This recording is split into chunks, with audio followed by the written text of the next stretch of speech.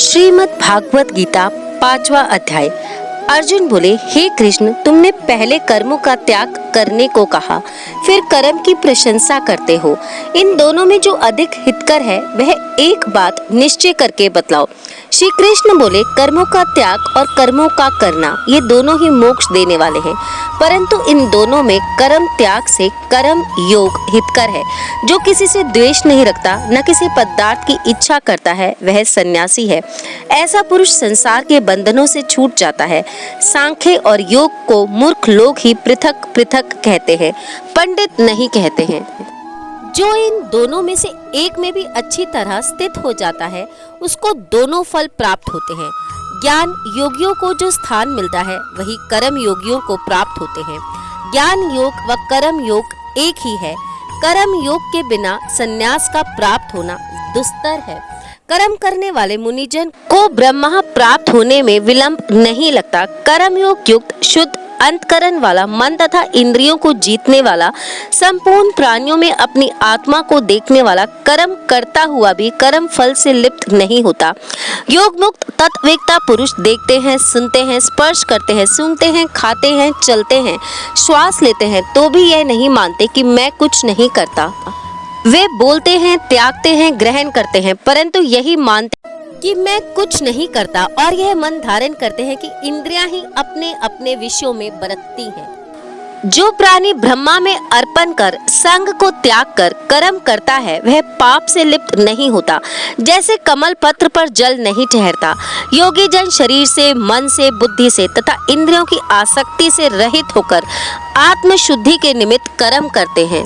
योग युक्त पुरुष कर्म फल त्याग कर मोक्ष रूप शांति का लाभ करता है, और जो योग रहित है वह कर्म की इच्छा के बंधन में पड़ जाता है। सब कार्यों को मन से त्याग करके प्राणी इस वन द्वार इंद्रियों की देह रूपी पुरी में ना कुछ करता है और ना करता हुआ आनंद पूर्वक रहता है।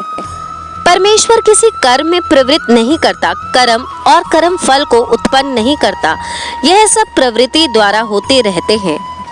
परमेश्वर किसी के पुण्य तथा पाप को नहीं लेता। ज्ञान तो अज्ञान से आच्छादित है, उससे जीव मोह को प्राप्त हो जाते हैं, परंतु आत्मज्ञान के द्वारा जिनका अज्ञान नष्ट हो गया है, उनका वह आत्मज्ञान परमेश्वर के रूप को ऐसा भासित करता है, जिस प्रकार सूर्य संपूर्ण संसार को प्रकाशित कर देता है।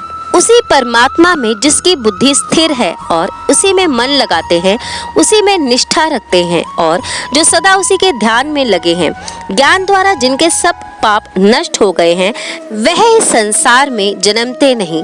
विद्या और विनय से संपन्न ब्राह्मण में, गाय में, कुत्ते में और चंडाल में पंडित जन की दृष्टि समान रहती है। जिसके मन में इस तरह की समानता उत्पन्न हो गई है, उन्होंने इस लोक में जन्म मरण रूप संसार को जीत लिया है, क्योंकि ब्रह्मा निर्दोष और सर्वत्र समान है, इसलिए वह ब्रह्मा को प्राप्त हो जाते हैं। जो प्रिय पदार्थ को पाकर प्रसन्न और अप्रिय को पाकर खिन्न नहीं होते, ऐसे स्थिर बुद्धि वाले मोह रहित ब्रह्मवक्ता ब्रह्मा में स्थिर हो जाते हैं।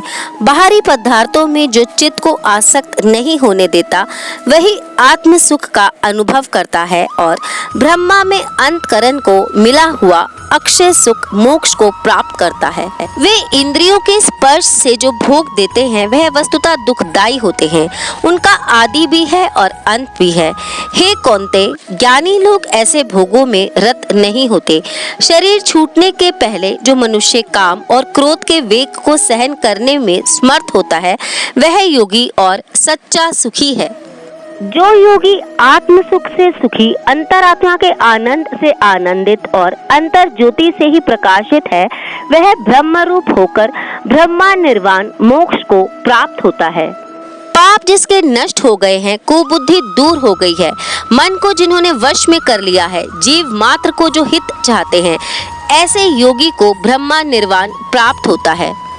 काम तथा क्रोध जिनमें नहीं है, मन के वेग को जिसने रोक लिया है, ऐसे आत्मज्ञानी योगियों को ब्रह्मा निर्वाण सहज ही प्राप्त होता है। बाहरी पदार्थों के संयोग से अलग रहकर दोनों बाहों के बीच में दृष्टि लगाकर नासिका के भीतर चलने वाले प्राण अपान वायु को सम करके इंद्रियां, मन और बुद्धि को वश में करके इच्छा, भय तथा क्रोध को त्याग मोक्ष की इच्छा करने वाले योगी जीवन मुक्त होते हैं। जो मुझको सब यज्ञों और तपों का भोक्ता, संपूर्ण लोकों का स्वामी और सब प्राणियों का मित्र जानते हैं, उन्हीं को शांति प्राप्त होती है। अथ श्री भागवत गीता पंचम अध्याय समाप्त।